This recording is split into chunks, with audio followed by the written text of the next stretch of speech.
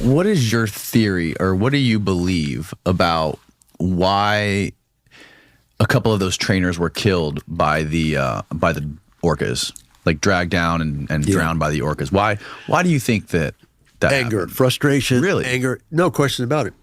One day I got a call from a guy, I forget his name. He was the president of the California Trial Lawyers Association. He's representing a SeaWorld trainer by the name of John Sillick, who was riding on the back of an orca on the surface of the water during a show. He's actually riding backwards. He's facing backwards on them. So he's showing you the video. Mm-hmm.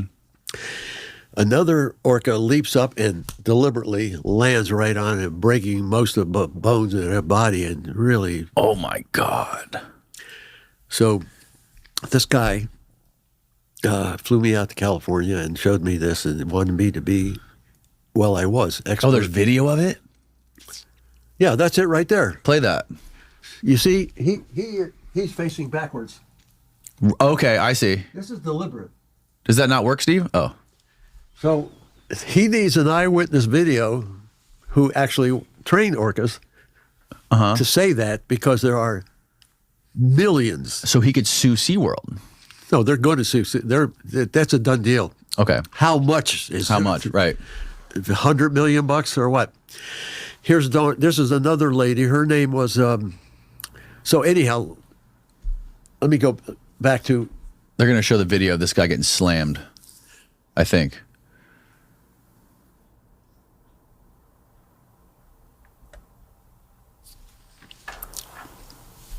Oh, wow.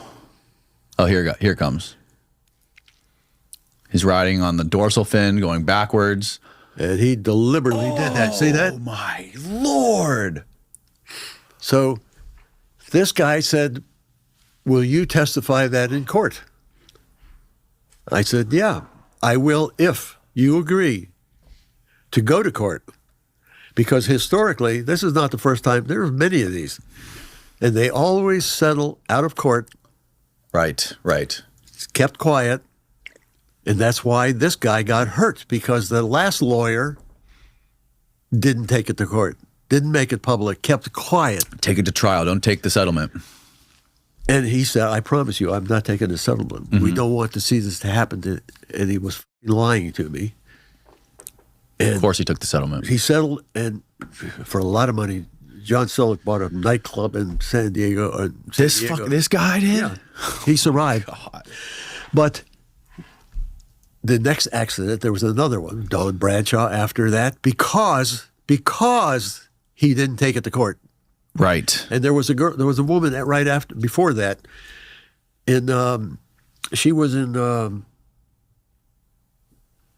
Vancouver, and Orca pulled her in the water and killed her. Kelty Bryn is her name. Mm-hmm. She would be alive today if that guy didn't lie to me and said, let's go to court. That's what they do, and SeaWorld pays them because what do they care about 100? February 2024, in February 2010, Tilikum killed Don Bradshaw, a 40-year-old SeaWorld trainer. Bradshaw was killed following a dine with Shanmu World. The veteran trainer was rubbing Tilikum as part of the post-show routine when the orca grabbed her by her ponytail and pulled her in the water. Whatever happened with Tilikum after that? Well, that's a lie right there. That you're reading early stuff that it's Wikipedia. It turned out that SeaWorld spun it. That's her fault. She should never have the ponytail. Right. We tell people don't do it. It's just spin. That's not true. Right. So what happened with Tilikum after that happened? Did they decommission her? They put him in isolation in a small tank until he died. God. Really tiny little tank. They punished him. How long did it take him to die? I don't know. I'd have to go back and research that. Right. So now, what you were saying earlier is because the U.S. no longer imports whales or dolphins, right, from anywhere around the world. And no, they can import. They can import them. They can't. I don't have the laws here in front of me. There's lots of different laws, but they can get them if they want them. They can't capture them. They just do it secretly, probably. Like it's frowned upon, so they just try to keep it out of the limelight. They have loopholes like breeding loan. It's a breeding loan, like Canary Islands. All of the orcas there. They're actually owned by SeaWorld. They're not owned by Canary Islands. What is it called? Laura Park in the Canary Islands. My wife goes there quite a bit, monitoring those whales, but they're actually from SeaWorld. They call it a breeding loan, but they never come back. So they get their stock. They get the sperm delivered every month, They masturbate them, take the sperm, and captive breeding. Now, the thing is, these animals, you asked about SeaWorld or the one here, what is it called? Clearwater Marine?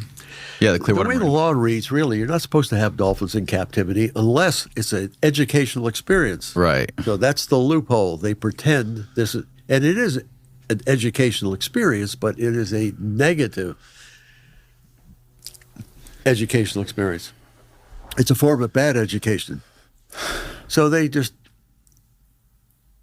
take advantage of the fact that our system, the way it's set up, the lobbyists lead and the politicians follow, and they get whatever they want. They have carte blanche because the system doesn't work. You take the National Marine Fisheries and APHIS, these agencies that are protecting all dolphins are under their care. But who is above them? They're a branch of the Department of Commerce. Look at that word, commerce. Right. They don't protect them at all. That's not their job. Their job is to regulate. In other words, if you want to send dolphins to Europe and capture them in Pine Island, Florida, they were rubber stamping them. 98.4% of all permits to capture dolphins and exploit them any way you want to was approved by the Commerce Department. Right. And all these agencies work below. The whole thing is about money. And the agencies, the government, how do they profit from it? It's a multi-billion-dollar industry. They pay taxes just like you and me. Where does that money go? It goes to the government. The reason I learned about you was I think around 2009, 2010, I was working on that Dolphin Tale movie that was filmed at the Clearwater Marine Aquarium. And that's where I met Pete Zuccarini, who is the legendary, amazing underwater cinematographer who filmed all the Pirates of the Caribbean movies. And he helped Lincoln film the Blood Dolphin show. He told me all about this story. And Lincoln, I came to understand that. That's when I first discovered the polarization in this world. And there's a lot of people, I think Jack Hanna is one of the people you debated about this on TV a long time ago, that say if you take a place like the Clearwater Marine Aquarium, who has dolphins like Winter, who was caught up in a crab trap and the rope basically mangled her tail. They had to amputate her tail. They kept her alive.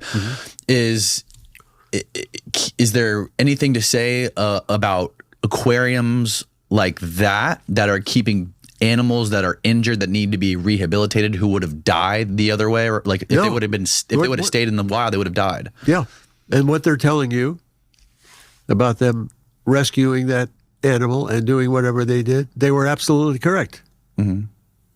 That's good work. They do that better than anybody else in the world because these are dolphin traffickers. They know how to transport them and move them around and have the veterinarians and people who are trained in marine mammal husbandry. And whenever I'm debating with them, maybe you've seen some of the debate, they bring that up immediately and say, this is what we do. That's not what they do. That's what they do 5% of the time, and they do it better than anybody. And that's what Clearwater should be, that. A rescue center outdoors where the dolphins can experience the natural rhythms of the sea and the tide and the current, see the sky. All of these elements are very important in the healing process.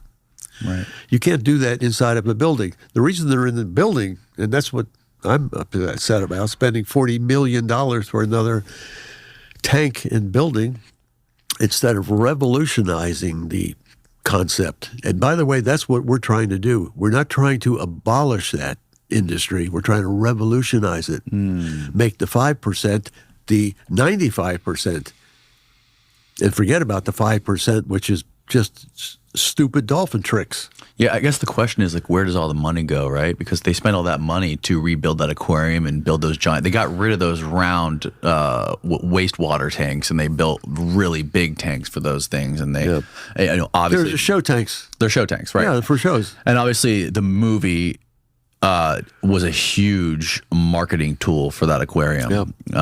Really, it drew people from all over the world to come visit Clearwater, to come see that aquarium. And that didn't just benefit the aquarium, that benefited the city of Clearwater. It benefited all the tourism around here, which, you know, a majority of the economy around here is based on tourism. Yeah. So, you know, what's to say that's that money can't go towards revolutionizing this and building more awareness towards these dolphins and their intelligence, and helping and using that money to rescue more animals, rehabilitate more animals, whether they can be released. Because I don't know. I think they do release some animals that they catch. Oh, they do. They do good right? work in that rescue and release. But they'll tell you themselves, the ones that they want to keep, they do. Manatees. The manatees they have don't have scars. They're looking for dolphins without scars, and they'll go into their collection because they'll make sure the authorities understand they can't be released.